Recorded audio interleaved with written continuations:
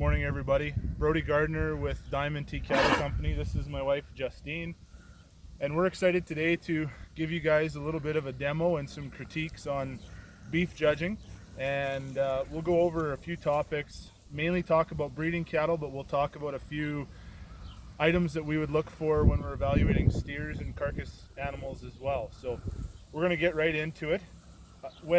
Whenever we're evaluating livestock, especially breeding cattle, we want to find the combination of three things. And what those three items are, the number one most important criteria is structural correctness. The soundness of an animal and their body, the way that they stride and move and elevate out in the pasture, is without a shadow of a doubt the number one most important criteria. When those cattle get out in stride and their skeletal makeup is what holds and lays the foundation for everything that animal's got to do throughout his and her lifespan. We're going to get Justine to walk this heifer around a little bit, and we're going to talk about some of the parts. When we see this animal on a stance from a visual perspective, we want this animal to look comfortable. And it doesn't matter if we're judging bulls, cows, or bred heifers. We want this animal to always stand and be relaxed in her demeanor. We want a nice slope and relaxation to the front portion of the shoulder. We want her knee and her front cannon bone to come straight down into a big square foot. We want her top line to be relatively straight all the way down from her shoulder blade and her wither out down her top line and from her hooks to her pins. We want her tail head to sit relatively square and flat into her pin set. We don't want elevation or a decline in any way whatsoever. We want all of that to be relatively straight and parallel with a very soft and relaxed underline. We want those to be parallel because that gives a nice visual of a soft, broody body capacity. You see the way Justine has that heifer stood there. This heifer is relatively straight down her top line. She is maybe a little high in her tail set to be ideal. Also, going back to structure, is we want that hip and hind leg to be extremely comfortable on the move.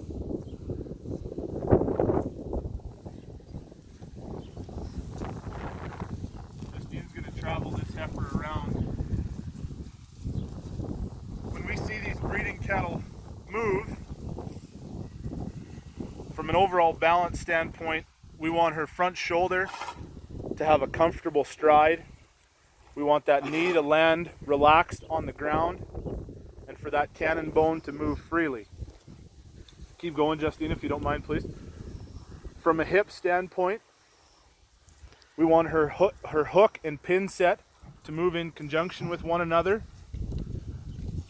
We want her pin set to move down comfortably into her stifle muscle and that joint. We want her hock cap to hit the ground comfortably. We want her cannon bone to stay in relative coordination with her pin set. We want her heel and pastern to hit the ground with flex and move with comfortable authority. The whole entire time we want those breeding cattle, and it doesn't matter bred heifer, cow, or bull, we want those cattle to move with relative ease, comfort, and authority.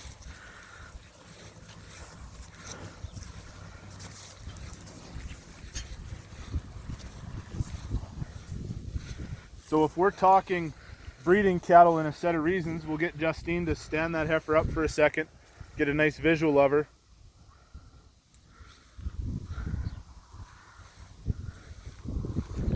We're going to talk this heifer. If I'm a younger kid or a less experienced member just starting off, some reasons, I'm going to say this heifer is relatively sound in her structure.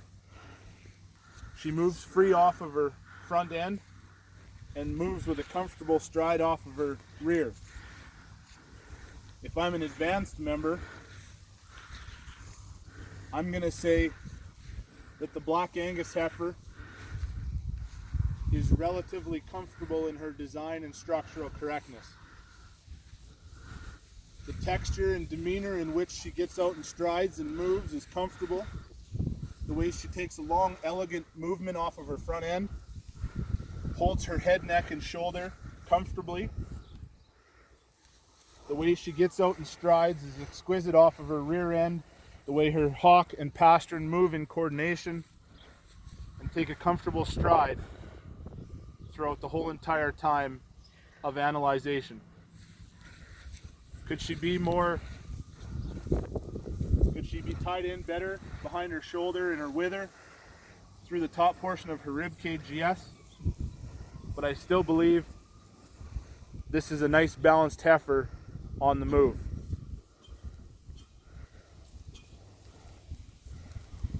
Structural correctness and the soundness of design is the number one most important criteria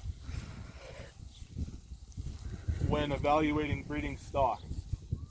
The longevity and practicality of that heifer is what's going to make her last for a long time. It's hard to see foot structure in this longer grass. What we do want is a nice big square front foot. We want her to have a comfortable front and back pastern, and what I mean by that is we want her front pastern to come down square from her knee and behind her dew claw into her foot.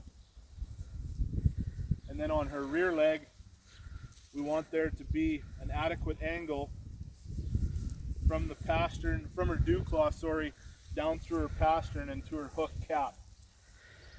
This heifer, to be in an ideal standpoint, is maybe a little soft in her pastern. We could straighten that angle up just a little bit. It's hard to see in this long grass.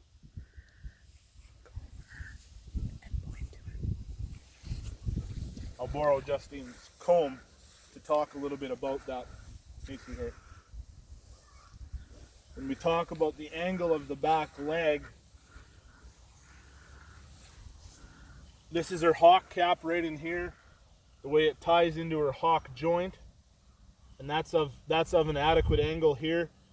She could maybe be a little softer or smoother in the place of her hock cap, but it moves in relative coordination and ease to her body. Justine will just spin her around again, and we'll talk about that pastern and dew claw and heel depth.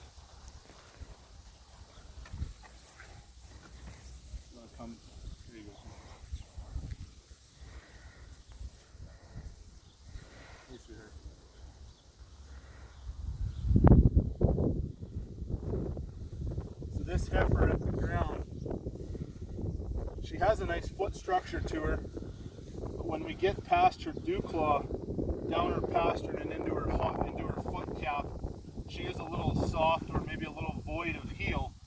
To be in an ideal standpoint, it's hard to see with this longer grass, but I would straighten or steepen her up into the bottom portion of her heel and give her a little bit more depth. So from where that hairline ends and that foot cap meets the ground, I would like to give her a little bit steeper angle. Now, is she comfortable in the way that she's going to have lots of longevity and life to that foot? Absolutely.